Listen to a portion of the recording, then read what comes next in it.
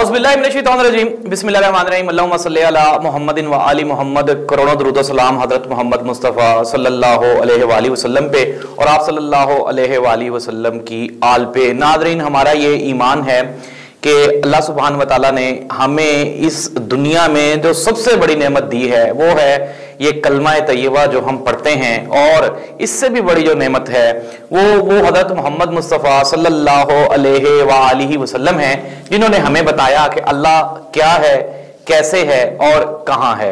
ये मुसलमान जो इस दुनिया में पाए जाते हैं, इनका हर चीज से जो गहरा लगाव है, हमें जो शदीद मोहब्बत है, हम अपने वालिदैन, अपने माँ बाप, बहन भाई, हर चीज से ज्यादा अजीज जिस चीज को समझते हैं वो है हमारे दिल में हजरत मोहम्मद मुस्तफ़ा सल्लल्लाहु अलैहि वसल्लम की मोहब्बत। और हो भी क्यों ना, क्योंकि ये वही हस्ती हैं जिन्होंने हमें जिंदगी में जीना सिखाया, और इस जिंदगी के बाद जब मौत आएगी तो उस मौत में भी उन्होंने हमें जिंदगी बख्शी और हमें वो मुकाम अता किया, वो मर्तबा हासिल करवाया कि जो हर इंसान का एक टारगेट होता है। उन्होंने हमें बताया कि वालिदैन के साथ किस तरह से गुजारा करना है, बहन भाइयों के साथ कैसे गुजारा करना है। यही वजह है कि दुनिया की जितनी बड़ी बाइल्म शख्सियात हैं वो बगैर किसी हीलो हुज्जत के इस बात पे मुत्तफिक हैं कि इस कायनात की सबसे अजीम हस्ती बेशक हजरत मोहम्मद मुस्तफ़ा सल्लल्लाहु अलैहि वसल्लम है। लेकिन बदकिस्मती से आज भी इस दुनिया में चंद एक अबू जहल और अबू लहब पाए जाते हैं, जिनको सिर्फ और सिर्फ हजरत मोहम्मद सल्लल्लाहु अलैहि वसल्लम से पर्सनैलिटी क्लैश है। वो क्या समझते हैं कि खुदा ना ख्वास्ता वो कोई ऐसी स्टेटमेंट देंगे, वो कोई ऐसी बात करेंगे जिसकी वजह से वो कायनात के सबसे बड़े इंसान, सबसे बड़ी हस्ती के उनके मर्तबे को टच कर लेंगे, लेकिन खुदा ना खास्ता आज तक उस मर्तबे पे ना कोई पहुंच सका और ना ही कोई पहुंच सकेगा। नाज़रीन, नबी करीम सल्लल्लाहु अलैहि वसल्लम की ज़ात अक़दस में कुछ भी बुरा कहने का मतलब सिंपल सा है कि आप अपना मुंह आसमान की तरफ करें और थूकें, तो वो थूक कहां जाएगी ये आप, मैं, हम सब जानते हैं। कुछ ऐसा ही बयान, कुछ ऐसी ही स्टेटमेंट कल बीजेपी, भारतीय जनता पार्टी, जो कि इंडिया में दूसरी मर्तबा बरसरे इख्तियार है, इनके जो दो ओहदेदारान हैं, नुपुर शर्मा और नवीन कुमार, ये दोनों ने नबी करीम सल्लल्लाहु अलैहि वसल्लम की शान में गुस्ताखी की। नाज़रीन, सबसे बड़ा इम्तहान यहां पे पाकिस्तानियों का तो पूरी दुनिया के मुसलमानों का है, लेकिन सबसे बड़ा इम्तहान था इस वक्त इंडिया में बसने वाले मुसलमानों का, और उन्होंने वही किया जो उनकी गैरत ईमानी ने कहा। वहां पे शदीद एहतजाज किया गया, जिसके बाद नवीन कुमार और नुपुर शर्मा को अपनी पार्टी रुकनियत से हाथ धोना पड़ा, उन्हें पार्टी रुकनियत से फारिग कर दिया गया। ये तब हुआ जब इंडिया के खिलाफ सऊदी अरब, कतर, मिस्र, ईरान और दूसरे इस्लामी ममालिक ने शोर डाला। उन्होंने इंडियन कमोडिटीज को, इंडियन प्रोडक्ट्स को अपने शेल्फ से बाहर फेंक दिया और उन्होंने कहा कि हम हर किस्म की तजारत इंडिया के साथ बाइकआउट कर देंगे। और इंडिया कोई चाइना या अमेरिका तो है नहीं कि वो दुनिया में अपने बॉयकॉट को बर्दाश्त कर सके। इंडिया तीसरी दुनिया का आज भी सबसे एक्सट्रीमिस्ट, सबसे जाहिल और सबसे गंवार मुल्क है।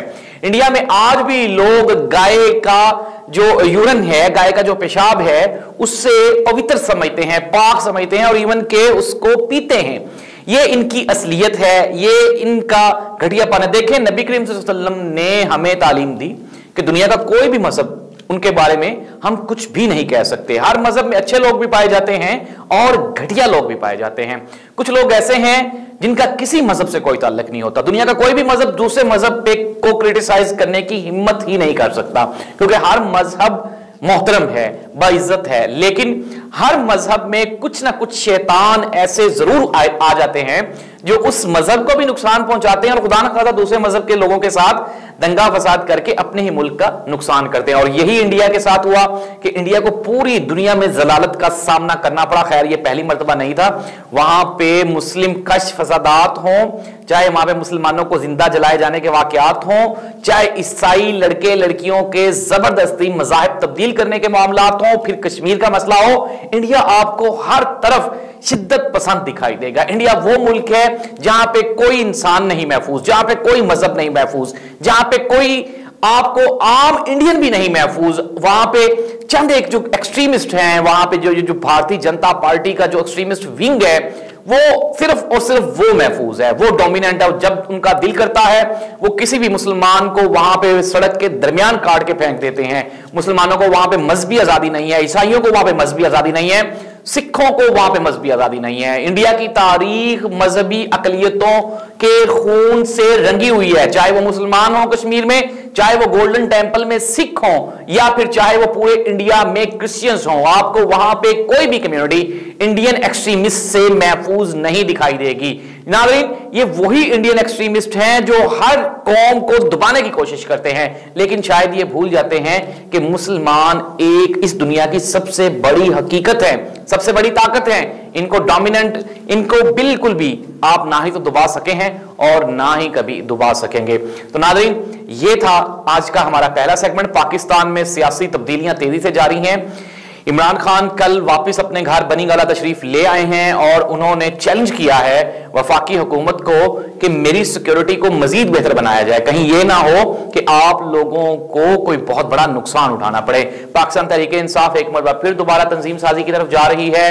पंजाब में कुछ तब्दीलियां की जा रही हैं और आइंदा की हिकमत अमली तेजी से तरतीब दी जा रही है। दूसरी जानिब हुकूमत हमेशा हर रोज एक नए गड़े में गिरती जा रही है। डॉलर की कीमत रुपए के मुकाबले में एक मरतबा फिर बढ़ गई है, 200 दोबारा फिर क्रॉस कर गया है डॉलर। और हमारी जो बेसिक जरूरत जिंदगी हैं वो महंगी से महंगी तरह होती जा रही हैं, इंतजामी अमूर नहीं समझ रहे। और जिमनी इंतखाबात में पाकिस्तान तहरीक इंसाफ ने पाकिस्तान मुस्लिम लीग नून का रास्ता रोकने का फैसला किया है। और एक कल बहुत बड़ी डेवलपमेंट हुई है कि लोधरा से वो जिन्होंने इनको जहांगीर तरीन को उनके साहबजादे अली तरीन को शिकस्त दी थी, उन्होंने कल पीटीआई में शमूलियत इख्तियार कर ली है। लोग पीटीआई छोड़ नहीं रहे बल्कि पीटीआई ज्वाइन कर रहे हैं। अपने मेजबान जाहिद अब्बास नकवी को इजाजत दीजिए। अल्लाह हाफिज।